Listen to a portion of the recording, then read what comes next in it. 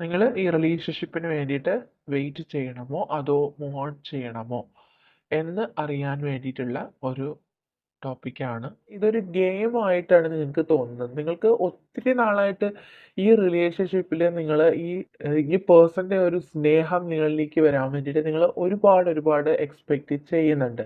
May be നിങ്ങളുടെ relationship start ചെയ്തിട്ടുള്ളത് അല്ലെങ്കിൽ ഇപ്പോൾ മൂവ് ചെയ്യുന്നത് തന്നെ ഒരു ഫ്രണ്ട്ഷിപ്പ് പോലെ ആയിട്ടായിരിക്കണം. അല്ലെങ്കിൽ നിങ്ങൾ നല്ല ഫ്രണ്ട്സ് ആയിരുന്നിരിക്കണം.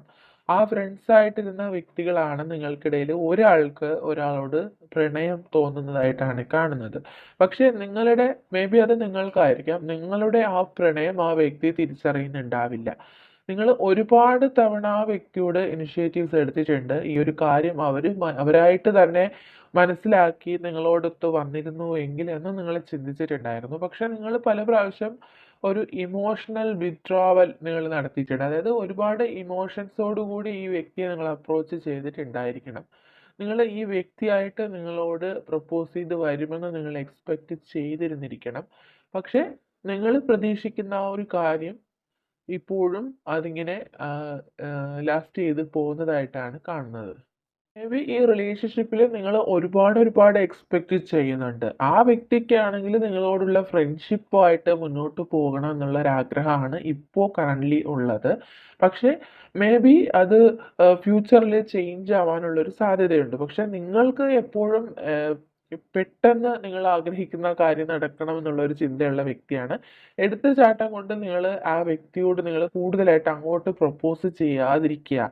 നിങ്ങൾ പ്രതീക്ഷിക്കുന്നുണ്ടെങ്കിൽ നിങ്ങൾ വെയിറ്റ് ചെയ്യണം എന്നുള്ള ഒരു കാര്യമാണ് ഇവിടെ കാണുന്നത്.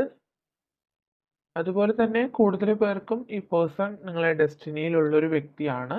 അപ്പോൾ നിങ്ങളുടെ ആറ്റിറ്റ്യൂഡിൽ ഒരു ചേഞ്ച് കൊണ്ടുവരുന്ന സമയം മുതൽ നിങ്ങൾ ആഗ്രഹിക്കുന്ന കാര്യം നിങ്ങളിലേക്ക് സക്സസ് ആയിട്ട് വരും എന്ന് തന്നെയാണ് ഇവിടെ കാണുന്നത്.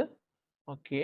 കൂടുതൽ പേർക്കും ഈ ഒരു കറന്റ് എനർജി ഇവിടെ കിട്ടുന്നത് വൺ സൈഡഡ് ലവ് ആയിട്ടാണ്. അതായത് ഒരാൾക്കാണ് കൂടുതൽ ഡീപ്പായിട്ടുള്ള ഒരു ആത്മബന്ധം ഈ വ്യക്തിയോടുള്ളത് എന്ന് കാണുന്നുണ്ട്.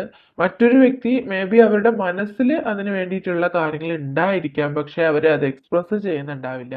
അവരൊരു ഫ്രണ്ടായിട്ട് തന്നെ നിങ്ങളെ കരുതുന്നുണ്ടാവാം. ആ ഒരു ഫീലിങ്സ് മാത്രം നിങ്ങളോട് എക്സ്പ്രസ് ചെയ്യുന്നുണ്ടാവാം.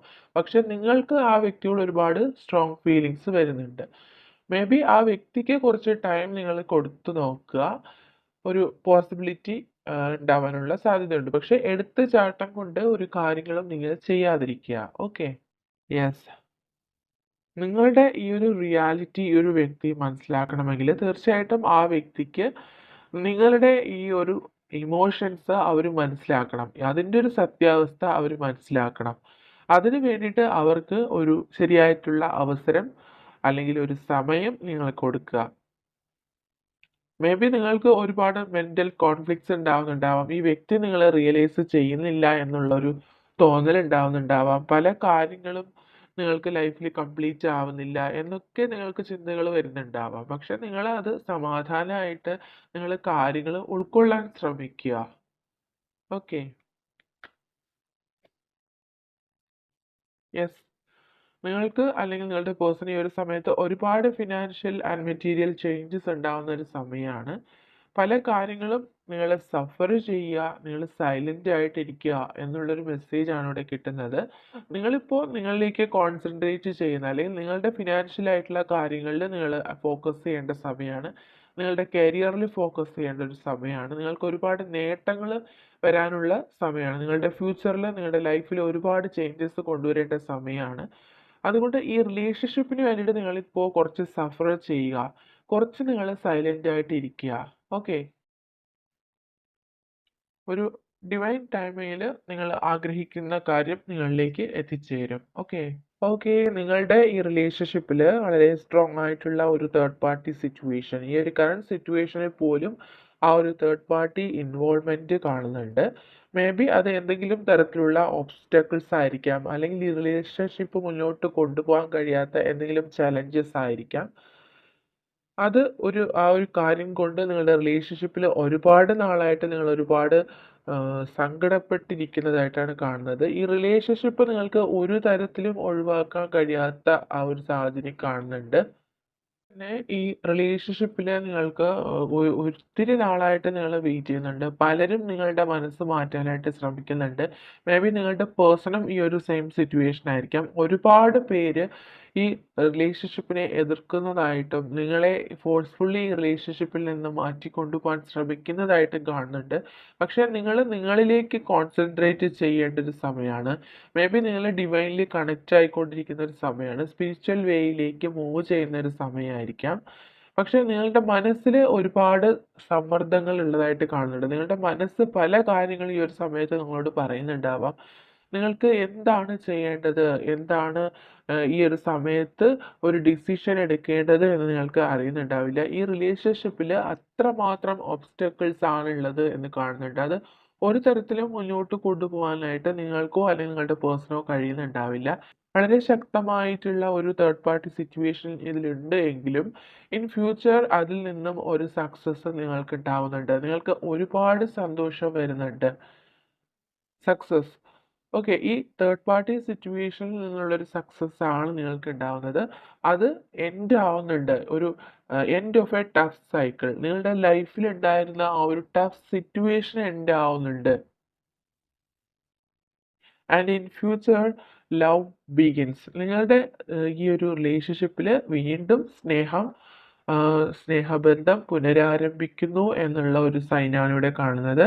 അതും അബൻഡൻസ് കാർഡോട് കൂടി. അതായത് അബൻഡൻസ് ഇൻ ലവ് റിലേഷൻഷിപ്പ്. അതായത് നിങ്ങളുടെ സ്നേഹത്തിൽ ഒരു അബൻഡൻസ് ഉണ്ടാവുന്നുണ്ട്. നിങ്ങളുടെ ആ ഒരു റിലേഷൻഷിപ്പിൻ്റെ ആഴം എന്ന് പറയുന്നത് വർദ്ധിക്കുന്നതായിട്ടാണ് കാണുന്നത്. നിങ്ങൾക്ക് ഇപ്പോൾ ഈ റിലേഷൻഷിപ്പ് നിങ്ങളിൽ നിന്ന് അകന്ന് മാറിയിരിക്കുന്നത് കൊണ്ട് അല്ലെങ്കിൽ ഒരു സെപ്പറേഷനിലായിരിക്കുന്നതുകൊണ്ട് ഒരുപാട് ഗിൽറ്റ് ഫീൽ ഉണ്ട്.